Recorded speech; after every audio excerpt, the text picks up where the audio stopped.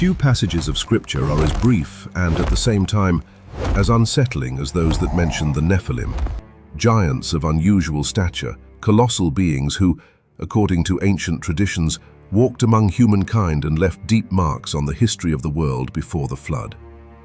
For many readers, these lines pass unnoticed, almost like a strange detail amid the sacred text. But for those who read attentively, for those who dare to question what lies behind the biblical silence, these passages conceal something far greater than they appear. And among all the unsettling questions that arise, one is rarely asked aloud. If giants existed, did female giants also exist? Where are the traces of the so-called giantesses? Why do their names not appear in canonical records, nor even in the boldest speculations of traditional archaeology? Were they forgotten by time, or intentionally erased from collective memory? In this episode, you will be guided along little explored paths, ancient manuscripts, marginalized texts, and frequently overlooked evidence to investigate whether colossal women truly walked the earth. And if they did exist, their presence could profoundly alter our understanding of the role of the NEPHILIM and their influence on primitive humanity before the great judgment of the waters. The NEPHILIM is a topic that occupies a central place among the most intense debates in the biblical and historical universe, attracting both scholars and curious onlookers. The figure of the NEPHILIM inspires fascination and unease in equal measure, for it touches boundaries that challenge human understanding. The texts state that these giants arose from the union between the so-called sons of God, identified in ancient traditions as the Watchers, and human women. This narrative appears in Genesis 6 and echoes in other writings, such as the Book of Jude, which makes direct allusions to these transgressive beings. It is precisely here that the mystery deepens. If there was a hybrid race of giants, would there also have been a female counterpart? Did women of extraordinary stature share this world with male giants?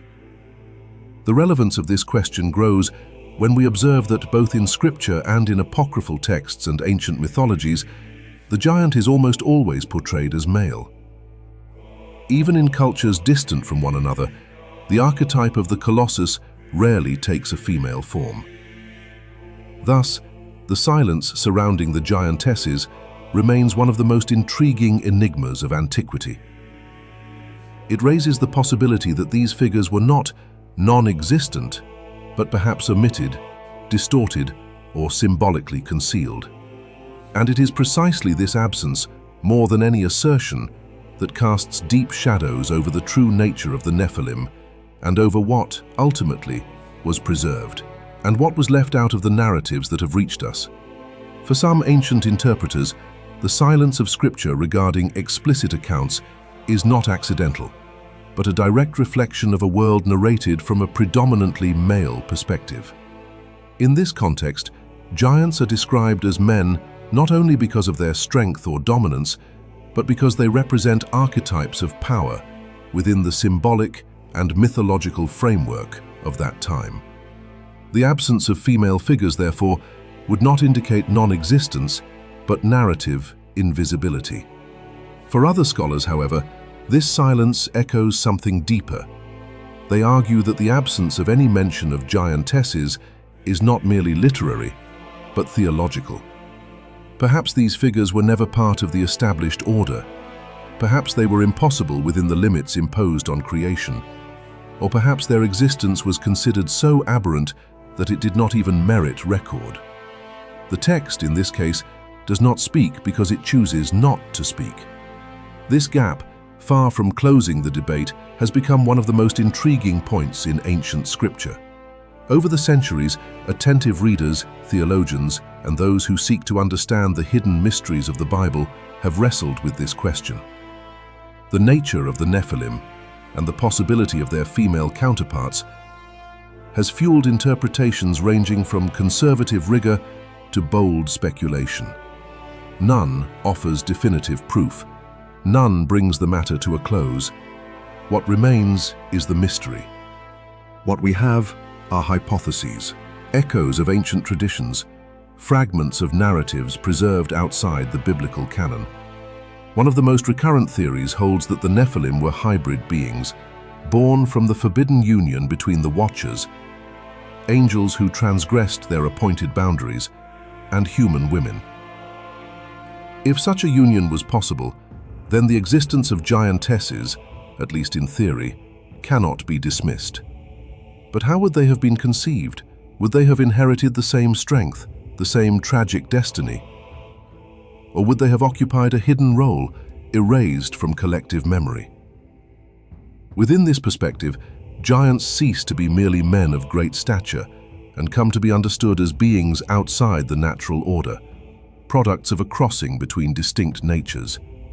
This would explain not only their extraordinary strength, but also their unusual longevity. Scripture records men living between 500 and 900 years, such as Methuselah, who reached 969 years, and Noah, who lived 950.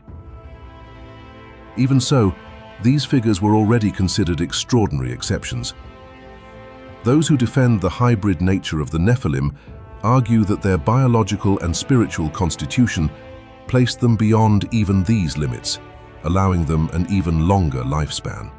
According to this reading, giants could live up to 3 times longer than ordinary humans of their era, a detail that reinforces the idea that they were not merely large men, but something radically different. Still, such extraordinary longevity may have carried a hidden cost. Some traditions suggest that as these hybrid beings aged, they became progressively sterile.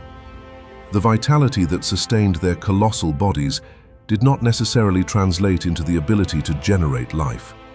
Over time, the flame of reproduction would be extinguished, cutting off any possibility of natural continuity. Under this interpretation, the Nephilim would not merely be hybrids, they would be a branch doomed to extinction from its very origin. If this hypothesis is correct, the giants could not produce offspring among themselves. There would be no succession, no lineage. The end would be inscribed in the very bodies of these creatures. Within this line of reasoning, the idea of giantesses loses its practical function. If giants were incapable of reproduction, the existence of a female counterpart would serve no biological or historical purpose. The Nephilim would thus emerge as a temporary deviation from the order of creation, permitted for a time, but destined to vanish without leaving heirs. It is at this point that one of the greatest divergences on the subject arises. Was the sterility of the giants a real limitation imposed by their hybrid nature? Or are we facing yet another silent omission in ancient narratives? Were giantesses biologically impossible or simply erased from recorded memory? These questions continue to divide scholars and remain without definitive answers. A second perspective, however, challenges this conclusion and reopens the debate.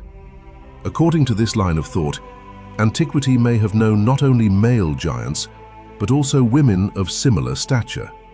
Giantesses who walked alongside these colossal beings, sharing their origin, their strength, and perhaps their fate. This theory arises from a simple and almost unavoidable logic. If giants truly stood between 3 and 5 meters tall, as ancient traditions suggest, union with human women of ordinary stature would have been physically improbable. The discrepancy between such radically different bodies would have made these relationships difficult to sustain, leading to the conclusion that, if reproduction occurred, it would have required partners compatible in size and constitution. Thus, the existence of giantesses would cease to be a fantasy and instead become a functional necessity within that ancient world. This hypothesis gains even more strength when we observe the role of women in biblical and historical narratives. Genealogies rarely mention them, not because they were irrelevant, but because the world that recorded history was profoundly patriarchal. Name, inheritance, and memory were transmitted through men. Women, though essential to the continuity of life, often remained in the shadows of the text. This invisibility was not the exception, but the rule. Narratives exalted deeds, battles, and male lineages, while female figures were relegated to the margins of historical record. Thus, the absence of giantesses in scripture may not signify non-existence, but silence. Therefore, when interpreting ancient passages that mention giants, many scholars observe that scripture's silence regarding giantesses may be directly linked to the very structure of the world in which these texts were recorded. It was a deeply patriarchal society where names, deeds, and genealogies were preserved almost exclusively through male lines. That which did not serve to affirm authority, inheritance, or dominion was rarely written down. In this way, the absence of references to female figures among the giants should not be understood as a denial of their existence, but as a reflection of the narrative limitations of an era that recorded only what it deemed essential. Within this perspective, the possibility of giantesses emerges not merely as a logical biological hypothesis, but as a coherent reading of biblical silence. Scripture frequently mentions sons, men, and lineages, while women remain hidden between the lines, even when they played fundamental roles in the continuity of human history. Thus, the erasure of the giants' female counterparts may reveal more about those who wrote the texts than about who actually existed. By considering that giantesses may have lived, this theory offers a broader understanding of the perpetuation of the Nephilim. Rather than creatures arising from isolated events, the giants would be the product of a more complex system involving union, generation, and continuity. Even if the preserved accounts focus solely on the males, female lineages would have been equally decisive for the expansion of this hybrid race that crossed eras and left deep marks on humanity's collective memory. This understanding finds echoes in the mythologies of many ancient peoples. In cultures far removed from one another, giants rarely appear alone. In Greek tradition, the Titans did not exist merely as brute force. They formed families, had spouses, and produced powerful offspring. In Norse legends and other ancestral traditions, women of extraordinary stature and uncommon strength appear as a natural part of the mythical world. These similarities suggest that the idea of giants accompanied by female figures belonged to a shared ancient imagination rather than being a late invention. In this way, the omission of giantesses from biblical texts can be understood as a direct consequence of the narrative focus of the time, which exalted male power and the patriarchal transmission of name and inheritance.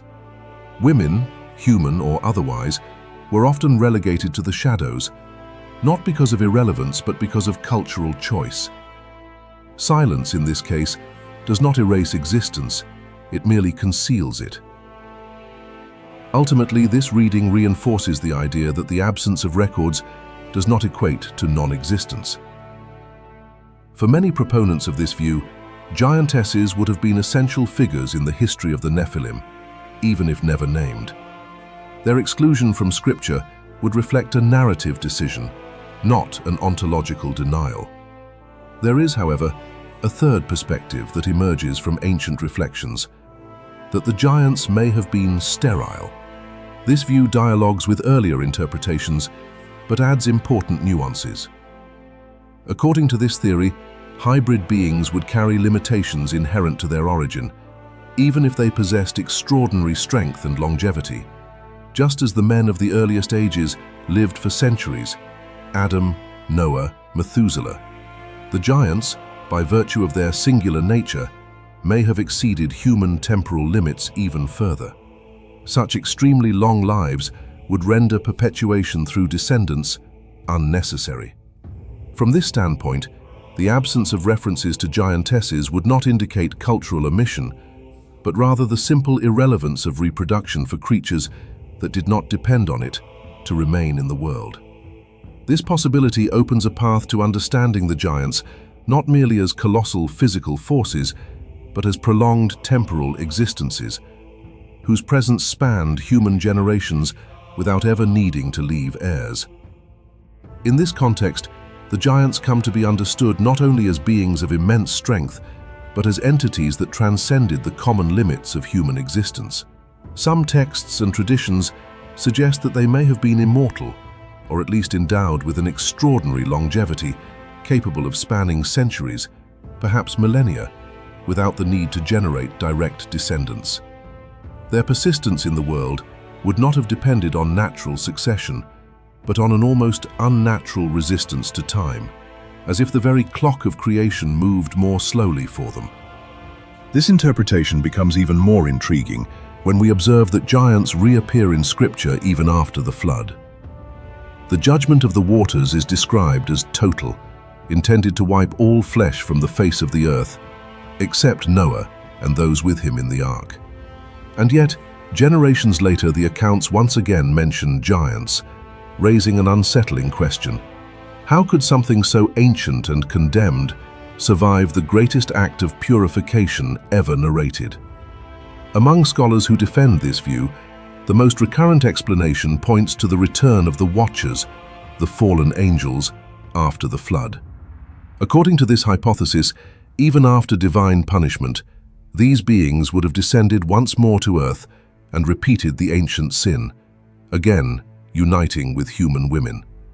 From this transgression would have arisen a second manifestation of the Nephilim, distinct from the former, yet equally marked by strength, violence, and spiritual imbalance. This time, however, something had changed. The world's tolerance seemed diminished, and the age of the giants was beginning to draw to a close. After the flood, giants still appear as feared figures, but their presence becomes increasingly rare. Wars intensify, kings rise up against them, and battles are fought not only against men, but against what remained of an ancient race. One striking example is found in the account of a primitive war in which several nations unite to confront different groups of giants. The biblical text records that, despite their strength, they were defeated. For the first time, giants cease to be merely symbols of terror and begin to be seen as vulnerable. This pattern repeats itself throughout Scripture.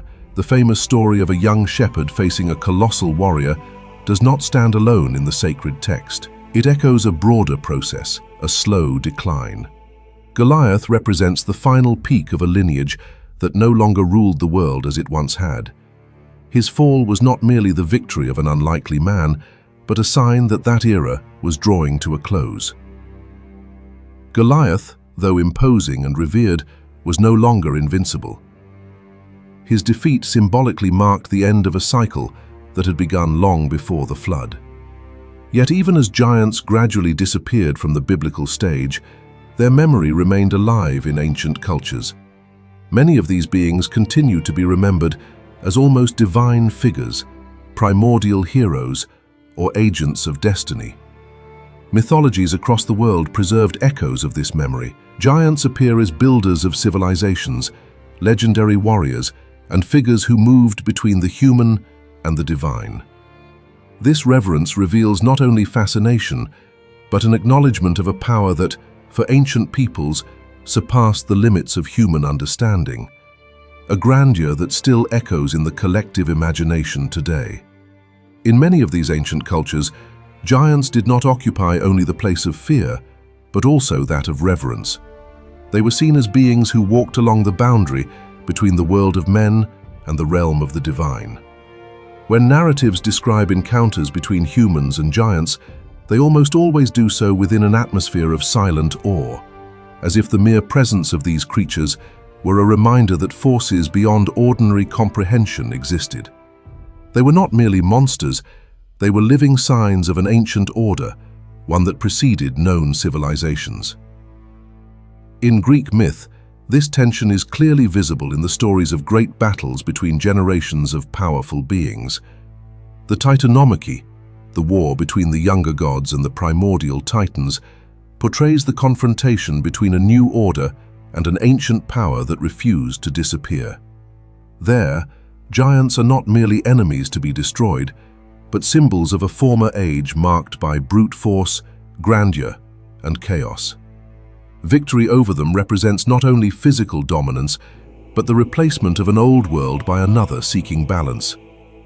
From this perspective, The titans and giants of mythology would not be purely symbolic creations, but distorted echoes of a real ancestral memory. Ancient peoples, scattered after cataclysmic events such as the flood, would have preserved these memories in different ways. Over generations, what was once history transmitted orally was reinterpreted, mythologized, and imbued with local cultural elements, giving rise to pantheons, divine wars, and epic narratives. In the biblical tradition, this ambiguity also emerges. Giants appear as the result of a forbidden union, the sons of God with the daughters of men, carrying within themselves both the mark of heaven and the fragility of flesh. They inspire fear, but also fascination. Their existence reveals a world in which the supernatural still touched the human directly, where boundaries were crossed and inevitable consequences followed. Over time, however, the presence of giants begins to fade from historical narratives. This disappearance does not occur abruptly, but like the gradual extinguishing of an ancient flame. Wars, successive defeats, and the weakening of the lineages associated with these beings mark the closing of a cycle. As human civilizations grow stronger, giants cease to occupy the center of the world and move to the margins of memory, transforming into legends, symbols, and warnings. This decline does not imply that giants were invincible. On the contrary, the sacred texts themselves are careful to show their limitations. Confrontations such as that of David and Goliath do more than recount an improbable victory. They reveal a deeper truth. Strength without purpose does not guarantee permanence. Many interpreters see in these clashes more than physical battles. They discern representations of the confrontation between faith and arrogance, between obedience and rebellion. Thus, the fall of the giants symbolizes something greater than the end of a race. It reflects the transition from a world governed by fear to a world shaped by trust in the divine. The rise of human heroes in the face of these colossal figures points to the triumph of courage, faith, and submission to the will of God over unrestrained and purposeless power. This historical and spiritual backdrop opens space for even deeper reflections on the nature of the giants and their relationship with humanity. Some ancient traditions suggest that, at a certain point, these beings united with human women, generating hybrid descendants, a possibility that further expands the mystery surrounding their origin and prepares the ground for the interpretations that follow. Even so, the concept of giantesses, or female figures belonging to the race of giants, remains shrouded in silence and controversy within ancient sources. The records preserved over the centuries focus almost exclusively on male giants, their deeds, their battles, and their strength, while the possible female figures of this lineage remain hidden, unnamed, and undescribed. This narrative void raises a fundamental question. Does it point to non-existence or to omission? In Scripture, as in many ancient texts, history is told from a deeply patriarchal perspective. Genealogies emphasize fathers and sons, kings, warriors, and heroes dominate the focus, while women, even when essential, appear only at the margins of the account.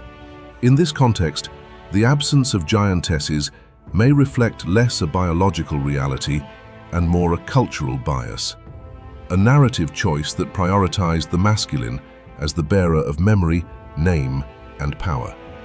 In light of this, it is legitimate to question whether the silence of the texts truly amounts to a denial of existence. The lack of explicit mention does not constitute definitive proof that giantesses never existed.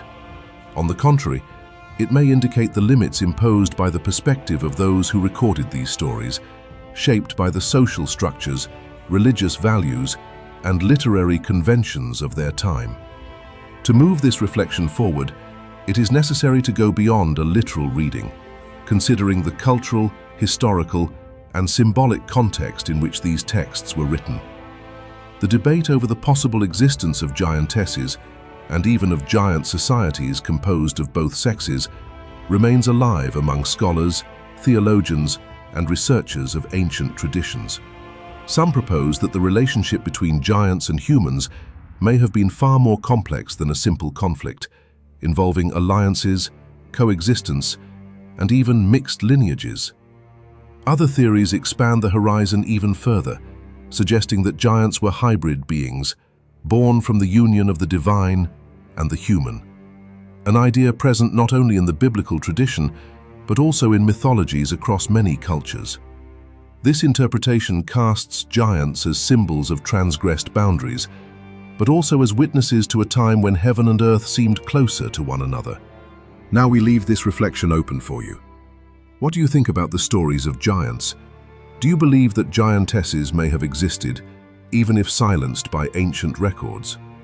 Or do you consider it possible that giants, both male and female, formed families, clans, or even their own societies? Or perhaps you find meaning in the idea that these beings were hybrids, carrying within them both the human and the divine. We invite you to share your perspectives in the comments. If this journey through the mysteries of giants, revealed in scripture and ancient traditions, has edified you and expanded your understanding, show your support by liking and sharing this content. By doing so, more people can be reached by this profound reflection that crosses faith, history, and sacred imagination. And stay with us. The next video in this series, available at the end of this episode, will bring revelations and theories that will surely surprise you. Thank you for walking with us this far. May God bless you, and I'll see you soon.